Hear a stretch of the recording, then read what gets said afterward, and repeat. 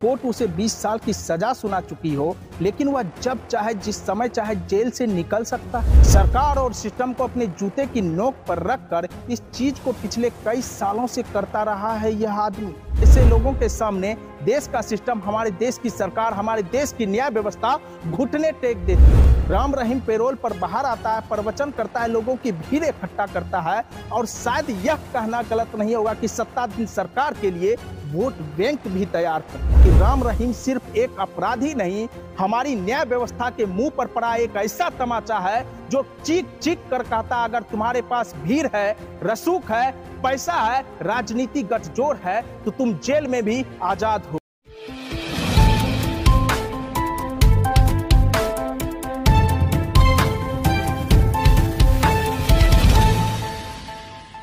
क्या आपने कभी सुना है कि एक अपराधी जो महिलाओं और लड़कियों के साथ गंदी हरकत करता है, पत्रकार की हत्या जैसे जघन्य अपराध उसने किए हो और कोर्ट उसे 20 साल की सजा सुना चुकी हो, लेकिन वह जब चाहे जिस समय चाहे जेल से निकल सकता है। उसकी जब मर्जी हो, जितनी मर्जी हो, जितने दिन उसको बाहर रहना हो, वो उतने दिनों के लिए सरकार, सिस्टम, पुलिस प्रशासन सभी को ताक पर रखकर बाहर आ जा सकता है।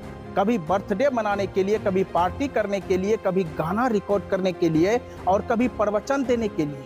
मानो जैसे जेल उसके लिए कोई जेल नहीं, एक रिजॉर्ट बन चुका है। जब मन किया बाहर आए गए, प्रवचन दिए, वीडियो बनाया, गाना रिकॉर्ड किया, अपने लिए तालियां बजवाई और फिर जेल चले गए। सरकार और सिस्टम को अपने जूते की नोक पर रखकर इस चीज को पिछले कई सालों से करता रहा है यह आदमी। वह आदमी जिस पर वेब सीरीज बनाकर दुनिया को दिखाया गया, किस प्रकार से आज के बाबा लोगों के विश्वास के साथ उसके इमोशन का फायदा उठाकर उसके साथ फर्जीवाड़ा करते हैं। वह आदमी जिसके ऊपर सजा तय हो गई है और वह बता रहा है कि हम जिस देश में रहते हैं उस देश में कानून दो तरह से काम करता है, अमीरों के लिए अलग और गरीबों के लिए अलग। इस देश में गरीबों के लिए, आम लोगों के लिए जेल एक सजा होती है। सलाखों के पीछे की जिंदगी दर्द और तकलीफों से भरी होती, लेकिन राम रहीम जैसे लोगों के लिए जेल एक ब्रेक होता है, जहां उसे वीवीआईपी ट्रीटमेंट दिया जाता है और इसी ट्रीटमेंट के तहत बार बार कभी 10 दिनों के लिए, कभी 20 दिनों के लिए, कभी 40 दिनों के लिए बाहर निकलकर फिर से लोगों के आस्था और विश्वास के साथ खेलकर भगवान बनने की कोशिश करता है। और यह हमें शर्म से शर्मसार करता है, क्योंकि यह हमारे सिस्टम का वो चेहरा है जो बताता है कि कानून सिर्फ गरीबों पर सख्त होती है और अमीरों के सामने, ऐसे लोगों के सामने देश का सिस्टम, हमारे देश की सरकार, हमारे देश की न्याय व्यवस्था घुटने टेक देती है। राम रहीम को 20 साल की सजा सुनाई गई थी। अगर देखा जाए तो उसके कुकर्मों के लिए 20 साल की सजा भी कम थी, लेकिन इसके बावजूद भी हर महीने जिस तरह से वो पैरोल पर बाहर निकलकर ज्ञान देता है, प्रवचन देता है, प्रशासन जिस तरह से उसके कदमों में पड़ा रहता है, यह सवाल उठाता है कि क्या भारत में सजा, बेल या पैरोल हैसियत देख कर दी जाती है? क्या इंसाफ का मतलब सिर्फ आम आदमी को परेशान करना? इन जैसे लोगों के लिए क्या जेल भी एक वीआईपी कॉलोनी बनकर रह गई है? एक बलात्कारी खुलेआम धार्मिक नेता बनकर जेल से बाहर निकलता है और भारत की न्याय व्यवस्था का मजाक बनाता है। साल 2017 में जब राम रहीम को 2 साध्वी के साथ बलात्कार करने और एक पत्रकार रामचंद्र छत्रपति की हत्या के मामले में 20 साल की सजा सुनाई गई थी, तो उस वक्त लगा था देर ही सही इंसाफ तो हुआ है। लेकिन असली चेहरा तब सामने आया जब पैरोल नाम का नंगा नाच शुरू हुआ। राम रहीम को इतने पैरोल मिल चुके हैं कि भारत का एक गरीब इंसान, भारत का एक आम आदमी उसके आधे भी पैरोल नहीं ले सकता। आधे तो छोड़िए, इसका 1/4 भाग भी अगर किसी आम इंसान को पैरोल मिला हो तो कमेंट सेक्शन में आप कमेंट कर हमें जरूर बताइएगा। इन सारी चीजों को देखकर आपको नहीं लगता कि हमारी सरकार के नजरों में एक आम इंसान की अहमियत और एक रसूखदार इंसान की अहमियत दोनों अलग अलग है? एक ऐसा इंसान जिस पर हत्या के आरोप लगे, जिस पर रेप के आरोप लगे हो, सरकार उन्हें बार बार पैरोल दे रही है ताकि वह जाकर उसके लिए कैंपेन कर सके। राम रहीम पैरोल पर बाहर आता है, प्रवचन करता है, लोगों की भीड़ इकट्ठा करता है और शायद यह कहना गलत नहीं होगा कि सत्ताधीन सरकार के लिए वोट बैंक भी तैयार करता है। जरा आप ही सोचिए, अगर सरकार को राम रहीम से कोई फायदा नहीं होता तो उसे बार बार आसानी से पैरोल कैसे मिल जाती?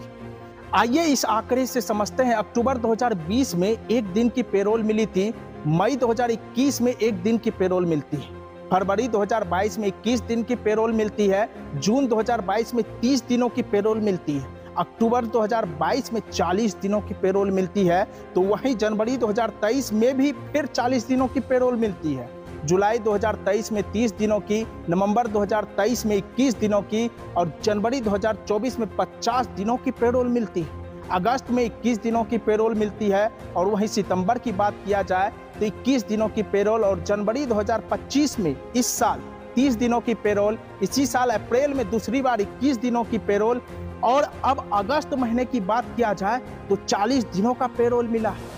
अगर इस आंकड़े पर नजर डालें तो 2020 से लेकर 2025 तक राम रहीम को 14 बार पेरोल मिल चुकी है। इस पेरोल के दिनों को देखा जाए तो हर साल यह आदमी लगभग 90 दिन जेल से बाहर रहता है। अब जरा सोचिए, एक हत्या का आरोपी, एक रेपिस्ट हर चौथे दिन सिस्टम को अपने जूते की नोक पर बाहर जाता है। सवाल यह है, यह न्याय है या सत्ता की चाटुकारिता करने का फल? दूसरा सवाल यह है कि यह सजा है या शेर सपाटा?